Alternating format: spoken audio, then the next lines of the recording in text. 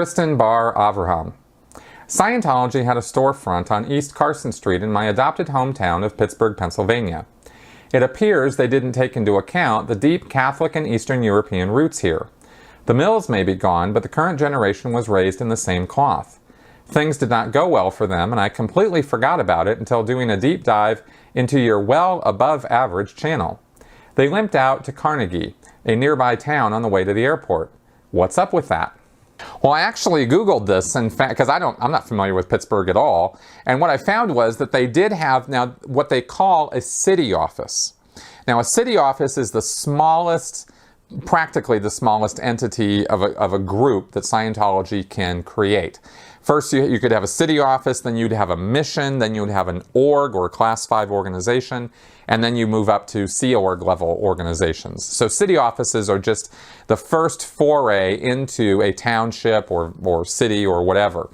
And that is what they were doing in Pittsburgh. It closed down in 2009 because, of course, there were, like the factors you said, they could not overcome, and they were struggling financially for years, and they were just, limping along. And they were sort of, you could imagine a city office as sort of a district office or outreach from a more central organization, a Class 5 org, and in this case it was in Cincinnati.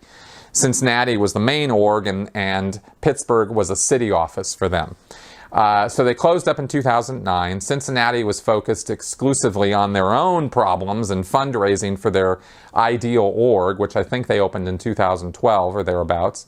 And then somebody recently reopened this city office. It requires just one individual Scientologist investing money in books and materials and getting a package of these things, and then getting an okay to use the copyrights of Dianetics and Scientology by signing a contract with the org and with the church, the international church. And then they can, deliver some basic services. A city office would really just be very basic entry-level services. I don't think they would really even be doing a whole lot of Scientology auditing. They'd probably be concentrating on doing Book 1 Dianetics stuff and very low-level courses. If they were to get bigger, if they started getting some more staff and building the place up, then they might move up to a mission status where they could start delivering auditing all the way up to the level of clear, and more Scientology courses could be delivered there. So then, of course, if that gets big enough, then it could theoretically become its own organization, a Class 5 org. So that's kind of the hierarchy of it and how that kind of works, and I'm sure that this place is never going to, in Pittsburgh, isn't going to go past city office status unless David Miscavige decides for some reason that Pittsburgh needs an org like he did out in Dublin, and they just throw the money down and build one and send a bunch of Sea Org members into it in order to staff it up.